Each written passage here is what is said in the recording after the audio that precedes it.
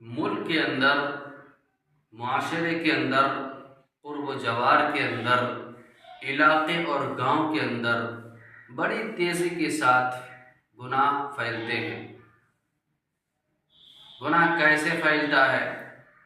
जहाँ पर मर्द हजरात होते हैं वहाँ औरतें होती हैं, जहाँ लड़के होते हैं वहाँ पर लड़कियाँ होती हैं। और देखा जाए तो ये बात गलत नहीं कि जब किसी शख्स का निकाह होता है,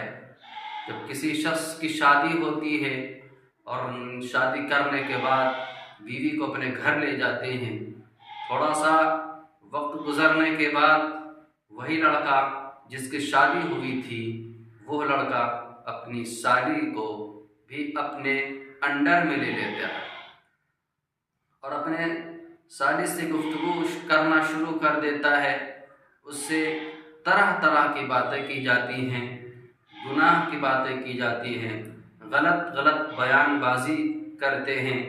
दिलों के अंदर उसको रखना शुरू कर देते हैं। एक तरफ उसी की बहन जिसको आपने शादी करके लेकर आए हैं, दूसरी तरफ उसी की बहन को भी आप अपने अंडर में और उससे फजूल की बातें करना शुरू कर देते हैं। यहाँ तक कि बात आगे बढ़ जाती है और उस साली से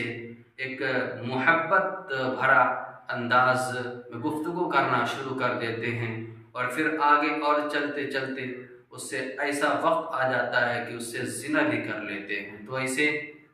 सूरत में अगर लड़के ने अपने साली से ज़िना कर लिया है तो क्या उस लड़के पर उसकी बीवी हराम है या नहीं है? तो इसी सूरत में आपको मालूम हो जाना चाहिए कि अगर लड़के ने अपने साली से गुनाह कर लिया है, ज़िना कर लिया है, तो बेहतर यही है कि 1 महीने तक अपनी बीवी से मुलाकात ना करें, इस शर्त पर कि जब तक उसके एक माहवारी यानी 1 महीना ना गुजर जाए तब तक अपनी बीवी से हम